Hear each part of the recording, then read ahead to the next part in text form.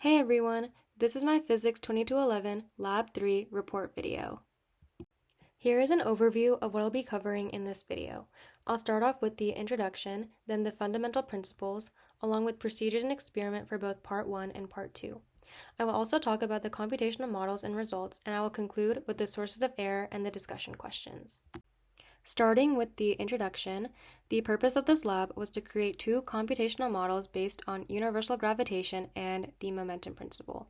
In Part 1, we analyzed the motion of a star orbiting a black hole to determine the net force acting on the star and to also calculate the mass of the black hole.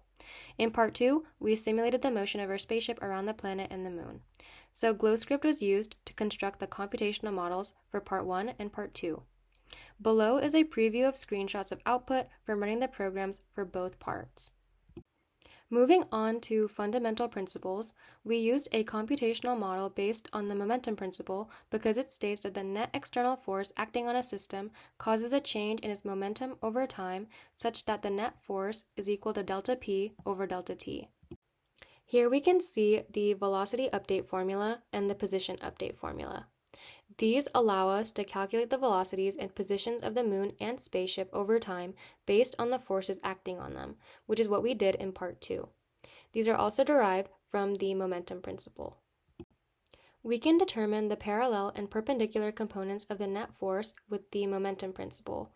We also used this in Part 1 to analyze the star's motion around the black hole, such that the net force is equal to dp dt parallel plus dp dt perpendicular. Now moving on to universal gravitational force, it is the attractive force between any two objects with mass and is given by F_grav is equal to negative g m1 m2 over r squared times r hat. This was rearranged to calculate the mass of the black hole in Part 1 and used throughout in Part 2. For Part 1, I used the first starter code and I replaced the seed with my GT email. I made changes to the code to compute change in velocity and change in momentum along with the parallel and perpendicular components. I applied Newton's law of universal gravitation to estimate the mass of the black hole. For Part 2, I used the second starter code to calculate all of the gravitational forces using the universal gravitation formula and applying Newton's second law to get the velocity update and position update formulas. In Part 1, the system is the star and the surroundings is the black hole. In Part 2, the system is the spaceship and the surroundings include the moon and the planet. Now moving on to the computational model for Part 1, we have the initial conditions, which are highlighted in orange, and we have the mass of the star, which is 2 times 10 to the 30, and we also have delta T as 86,400. In orange is the code that I made changes to. P initial and P final were computed to find the initial and final momentum. Delta V and delta T were calculated to get change in velocity and change in momentum. dp dt is equal to delta P over delta T, and I calculated the parallel and perpendicular components in the code. Lastly, mass of the black hole can be found on line 190. Here's a screen recording of my results for Part 1. You can see that the arrows become larger as the star gets closer to the black hole and smaller as it moves further away. For the calculated model values for the mass, they varied slightly due to rounding differences but remain consistent with universal gravitation. Now moving on to the computational model for Part 2, the initial conditions, which are highlighted in orange, the first 6 lines are given to us. Through trial and error, the ship speed x and ship speed y were set to 25,000. Highlighted in orange is the code that I edited.